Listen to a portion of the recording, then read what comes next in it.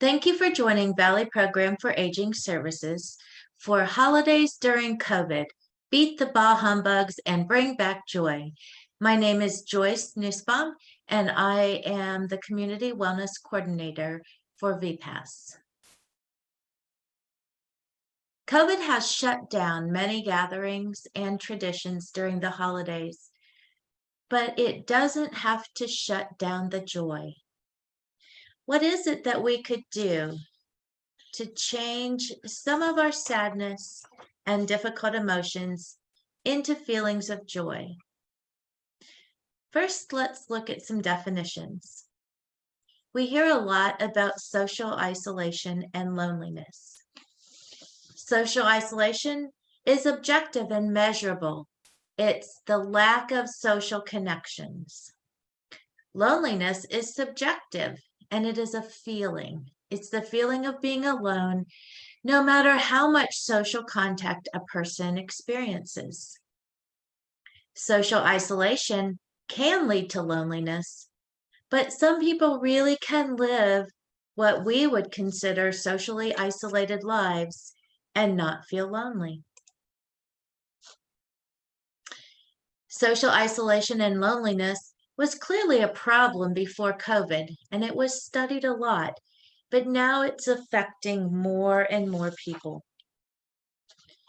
Feelings of isolation and loneliness are also felt more poignantly during the holidays and special occasions. So a lot of us are feeling the stress of this isolation and loneliness, this change that we didn't plan for or want.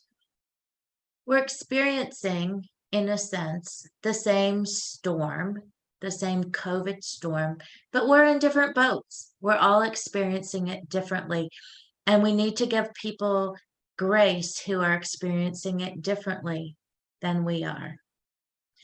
So what are some strategies that can help as we think about the upcoming holiday season? Coping ahead, managing expectations, and acknowledging negative emotions are three strategies that we're going to focus on today. First of all, coping ahead. Start planning and coping now. Think ahead about how your celebrations or events or traditions will need to be different.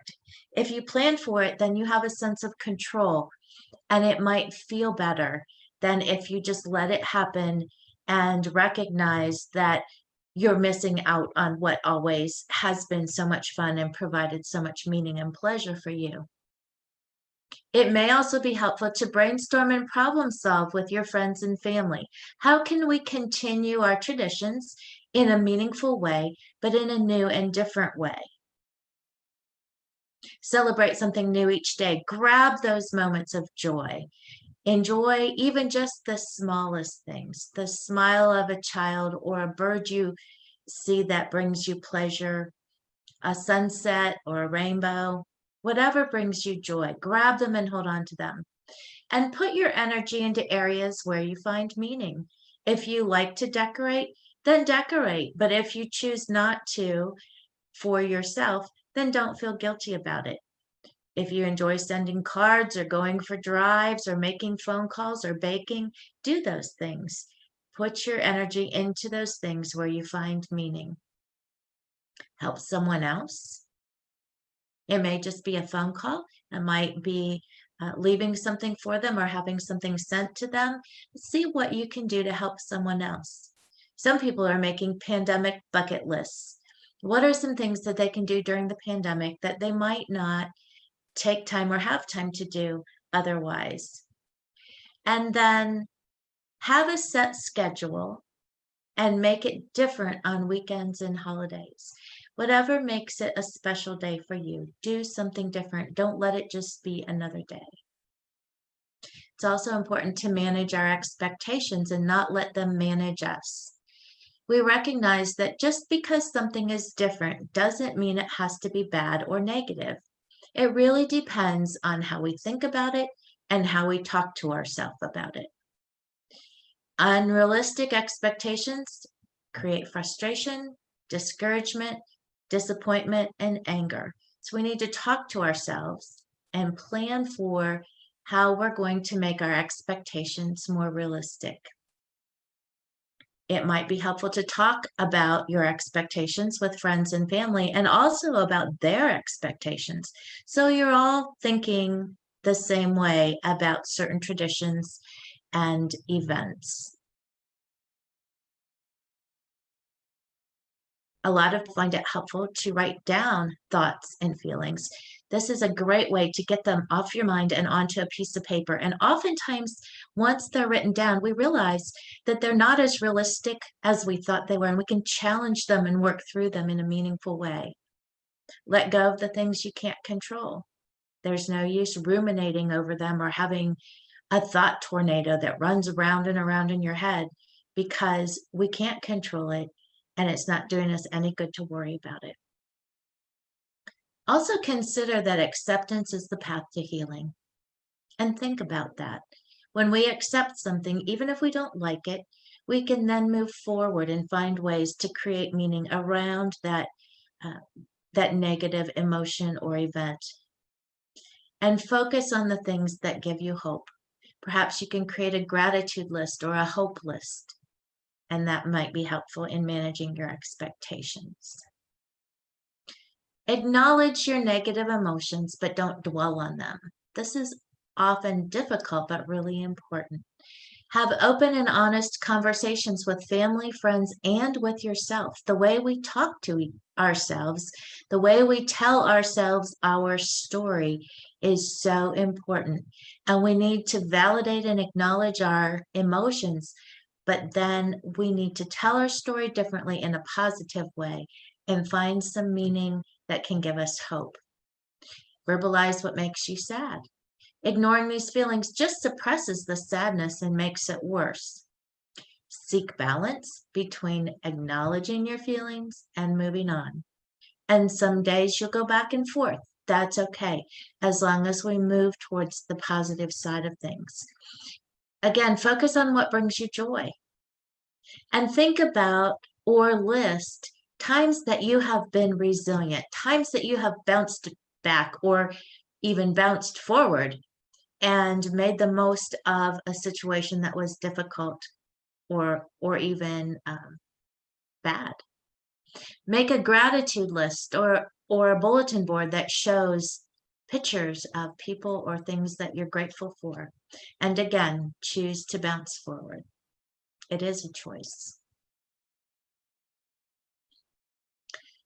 Briefly, here are some COVID-related safety options. The most important is at the top. Follow all infection control policies for your area that may be different in different places and at different times. Consider staying home and celebrating virtually. This is tough, but sometimes we have to give each other the gift of safety instead of the gift of doing what we want to do. You might create a holiday bubble and choose a few people who have committed to safe practices and just enjoying the company of those few people. Keep gatherings shorter. Isolate as much as possible before and after gatherings.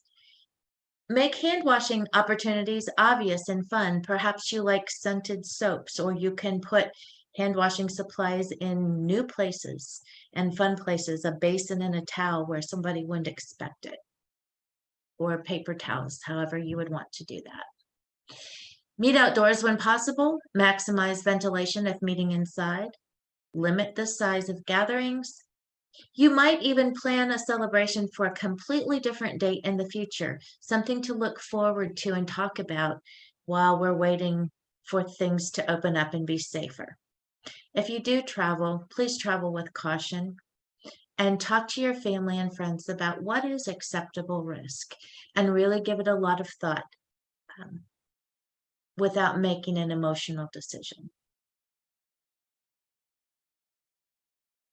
Here are some suggestions for creating new or modified traditions. Some of them have a lot of suggestions and some are only a few.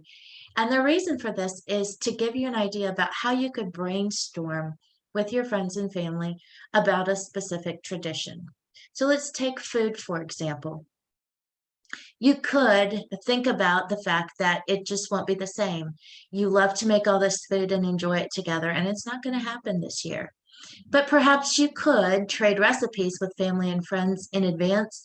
All make the same meal, eat it in different places, but eat it via Zoom or talk about it later by the telephone. That could make it a little bit more fun. You could try a completely new recipe and share your experience. Maybe there's something you've always wanted to try, but you weren't sure anyone else would like it. This might be your chance. Make a meal for someone nearby or have a meal delivered from a local restaurant and share that together. And again, eating together virtually, even if you don't change up the food at all, or even if you eat something completely different from the others, just being together for your meal might be enough. So those are some different ideas about food, and I'm sure that you can, with your family and friends, come up with other ideas. Some other suggestions: take a drive to see the lights or have a brief driveway visit with a neighbor or friend or family member who lives nearby. Prepare gift bags to deliver to people in need. Open gifts together virtually. One family is choosing to celebrate Thanksgiving and Christmas in one celebration outside at a fire pit, and they're going to open gifts around the fire. That might be a memory that they create that's so meaningful that they choose to do it again, even when they don't have to. Make an ornament or another craft together virtually, or make the ornaments and take pictures and share them with each other. You might go caroling in family groups. Or maybe this Christmas, this holiday season, will be about sharing your stories. Here's another example about many different ways to look at that. You could write a story based on an old picture and share that. You could choose a family story and take turns telling it one sentence at a time by phone or virtually without interrupting or correcting each other, and just see how the story turns out. Could be a lot of fun. Or write a story and make copies in hopes that it will be passed on to future generations. I'm guessing that you have your own traditions, and that if you work on it and if you problem solve and brainstorm with your friends and family, you'll come up with some ideas that are meaningful and fun, and even some ideas that you might hang on to in another year. I wanted to touch briefly on some gift ideas, especially for older adults. You may give the gift of technology and technical support if the person you're giving it to is open to learning how to use it. We don't want to give technology items that will just sit on a shelf or in a cabinet and not get used. But this is a really good time to encourage older adults to branch out and use some of the technology so that they can connect with other people. You might schedule meals that will be delivered on a set schedule, either meals made by you or from a favorite restaurant or other provider. You could give the gift of weekly handwritten letters or regular phone calls. You could purchase or schedule online lessons and maybe even participate in them and learn a new skill together. Perhaps you could purchase a cleaning service or a lawn service. You could offer to organize old pictures and make them easier for your older adult family member or friend to view. Or plan ahead for a special event. Some people are making coupon books with a promise for a future gift of time or service or food. And that would also be another option. I'm sure there are lots of ideas, but it will be helpful to think about what can we give that gives the gift of ourselves when it's maybe not the greatest time to be shopping for gifts otherwise. So as you think of ideas for traditions, for new ways to celebrate traditions, new gift ideas, and ways to celebrate, and as you think about what brings you joy, I would love to hear from you. If you have an idea that you would like to share, you can contact VPAS, or you can email me at joyce@vpas.info. Thank you for your time today, and I hope that you will beat the bah humbugs and have a very joyful holiday season.